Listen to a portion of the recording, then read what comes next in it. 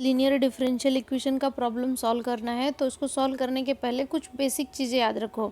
Problem में अगर x dy by d x लिखा है तो उसको हमको क्या रिप्लेस करना है, dy से रिप्लेस करना है।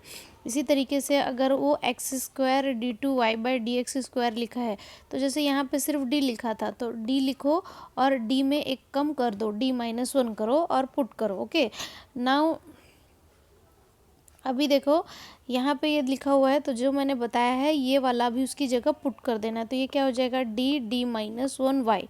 यहाँ पे 4 कांस्टेंट है तो ये एज इट इज़ रहेगा। अब इसकी जगह सिंपली क्या आ जाएगा, dy आ जाएगा एंड ये हो गया 6y।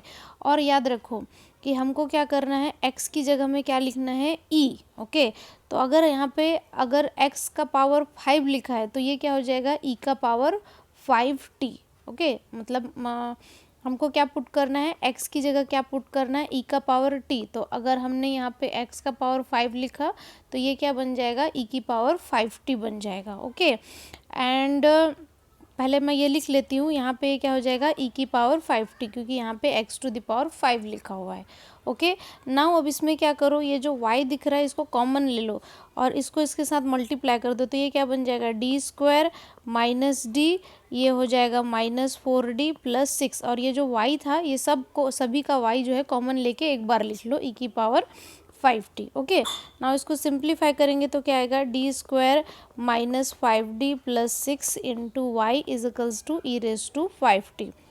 नाउ यहाँ पे ये जो बिना y का है ना, इसको हम क्या बोलते हैं, एक्सिलरी इक्वेशन। शॉर्ट में आप इसको a ही लिख सकते हो। तो ये क्या हो जाएगा, d square minus 5d plus 6 is equals to 0। Okay, now इसको आप कैलकुलेटर से सॉल्व कर सकते हो, मैंने आपको बताया है।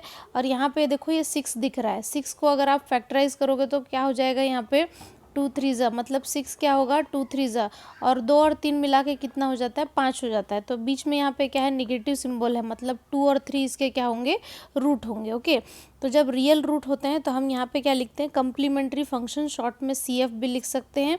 2 रूट है इसलिए 2 कांस्टेंट, एक C1 एक C2, और यहाँ पे लिखेंगे e का पावर, अभी यहाँ पे हम क्या लिखेंगे, e रेस टू 2t।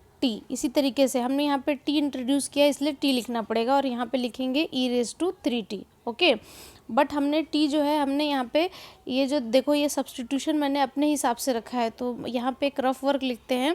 देखो मैंने क्या बोला, x को e रेज टू t माना है। ओके, तो अगर मैंने यहाँ पे इसको e रेज टू 2t किया, इसमें यहाँ 2 लगाया तो ये क्या बन जाएगा, एक्स स्क्वायर बन जाएगा। इसी तरीके से अगर मैंने यहाँ पे 3 लगाया तो इसी क्या हो जाएगा, एक्स क्यूब हो जाएगा। तो ये जो 2t है और ये जो 3t है इसको अब किससे रिप्लेस करना पड़ेगा, एक्स स्क्वायर, और इसको रिप्लेस करना पड़ेगा एक्स टू द पावर 3 से। ओके ओके, नाउ अब इसके बाद में हमारा ये तो लेफ्ट हैंड साइड का काम हो गया, मतलब इससे मैंने एक्सिलरी इक्वेशन लिखा और मैंने कम्प्लीमेंट्री फंक्शन निकाल लिया। कम्प्लीमेंट्री फंक्शन मतलब मैंने YC निकाला है, कम्प्लीमेंट्री को YC से भी डिनोट करते हैं। नाउ ये मेरा फर्स्ट इक्वेशन हो गया। नाउ सेकंड, ये राइट हैंड साइड का तो मैंने कुछ काम किया नहीं है, तो उसके लिए हम क्या बोलते हैं, पर्टिकुलर इंटीग्रल, उसको बोलते हैं PI, e का पावर 5t डिवाइडेड बाई जो लेफ्ट हैंड साइड में हमने जो AE लिखा है ना उसको हमको लिख देना है। ओके, नाउ यहाँ पे ये देखो इसका मल्टीप्लायर क्या है, 5 है ना, तो हमको क्या करना है, सिर्फ रिप्लेस करना है, किसको, d को किससे रिप्लेस करना है, 5 से।